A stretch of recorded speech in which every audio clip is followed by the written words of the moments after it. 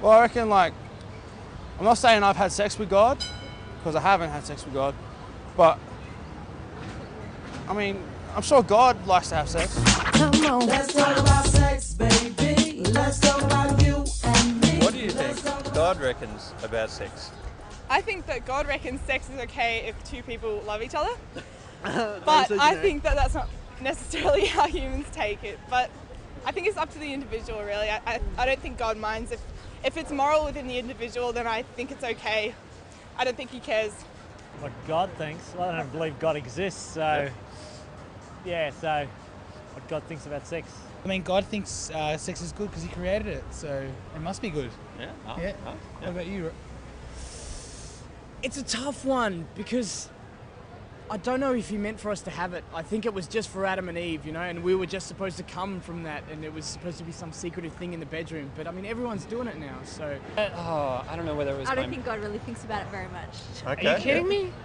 Of course. Look, if sex is... He's look, just sitting up there watching. okay. If sex is mentioned in the Bible, and I haven't read the Bible, so I'll stand with this, assuming this is a Christian God and I haven't not read the Quran.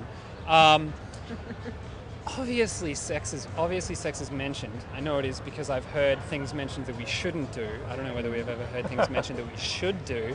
How that would be a much stranger kind of religious kind of Sex and the City novel of a how-to.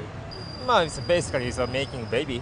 Yeah, so creating a next generation. Yeah. Take a naturalist point of view on that, saying that God bred us humans just for breeding. You could, say that, because why would he provide us with decent anatomies? Yeah, but then what about the pill? What about contraception? We're not really breeding, That are is we? man-made. Yeah, but so that's not maybe God's God doing. didn't want that. Maybe God maybe didn't God want didn't. It's not something that's wrong, but it's just something that needs to be like, that can't be taken advantage of. Okay. And what do you reckon is cool about sex? Oh, I mean, it's the best thing in life. The best things in life are free, you know? Free drugs, man. There's people a great enjoyment in life. It helps, binds people together. I don't think there'd be anything directly negative about sex in the Bible.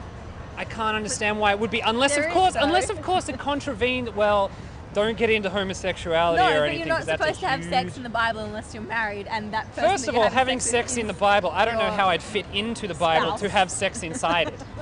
So that's a massive issue for a start. But that'd be an amazing Halloween costume. We come as two halves of the Bible. Describe your ideal partner.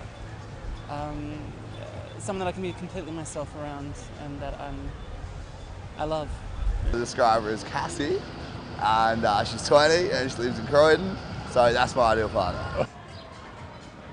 Cute little Italian, dark hair, something like. Nice. Oh, you should go down to Logan Street. You're going the wrong way. Ideal partner has to be, obviously, I mean, you've got to be attracted to their looks, so good looking, intelligent, someone that, I mean, sex is only that much of the whole equation really, so it's got to be more than just that. Like, you've got to connect with the person on a deeper level. So, Or I definitely haven't had sex with God, but I mean, I'd like to have sex with God. Let's talk about sex.